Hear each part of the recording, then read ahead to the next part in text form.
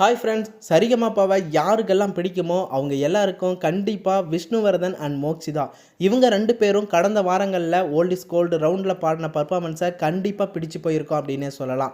இவங்க 2 பேரும் சேர்ந்து துள்ளுவதோ இளமை அப்படிங்கிற பாட்டை தான் பர்ஃபார்ம் பண்ணியிருக்காங்க. செம்மையாக பாடியிருக்காங்க அப்படின்னே சொல்லலாம். இந்த குட்டி பசங்களோட வெர்ஷனில் இந்த பாட்டை கேட்டு ஜட்ஜஸ் அரங்கத்தில் இருந்த எல்லாருமே சூப்பராக என்ஜாய் பண்ணாங்க. ஜட்ஜஸ் எல்லாரும் மெய்சிலிருந்து போன வியந்து பார்த்த ஒரு பர்ஃபார்மன்ஸ். மோக்ஷிதா எப்போவுமே க்யூட்டாக பாடுவாங்க. அந்த வகையில் இந்த பர்ஃபார்மன்ஸ் இந்த பாட்டுலேயும் ரொம்ப க்யூட்டாக பாடினாங்க. எனக்கு ரொம்ப பிடிச்சிருந்துச்சு. எக்ஸ்பிரஷனோட பாடினது எல்லாமே ரொம்ப சூப்பராக இருந்துச்சு. ஜட்ஜஸ் ஸ்ரீனி சார் என்ன சொல்லியிருந்தாருன்னா, மோக்ஷிதா நீ ரொம்ப க்யூட்டாக அழகாக பாடியிருக்க, நீ எப்படி அந்த துள்ளுவதோ இளமை பாடு அப்படின்னு சொல்லி மறுபடியும் கேட்டிருக்காரு. மோக்ஷிதா மறுபடியும் பாடி அசத்தியிருக்காரு. மோக்ஷிதா சின்ன குட்டி பாப்பா அந்த எக்ஸ்பிரஷனோட பாடுறது எல்லாமே அட்டகாசமாக இருந்துச்சு.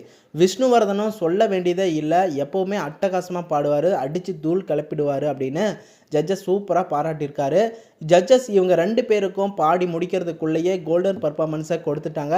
அதை தொடர்ந்து ஜட்ஜஸ் எல்லாரும் என்னப்பா நீங்கள் இப்படி பர்ஃபார்ம் பண்ணுறீங்க, நாங்கள் ஸ்டன் ஆகிட்டோம் அப்படின்னு 2 பேரையும் புகழ்ந்து தள்ளிட்டாங்க. ஏன்னா அந்தளவுக்கு ரொம்ப சூப்பராக பாடினாங்க விஷ்ணுவர்தன் அண்ட் மோக்ஷிதா. இவங்களுடைய காம்பினேஷனுடைய பர்ஃபார்மன்ஸை நீங்கள் பார்த்தீங்களா? பிடிச்சிருந்துச்சானே கமெண்ட் பாக்ஸில் கமெண்ட் பண்ணுங்கள்.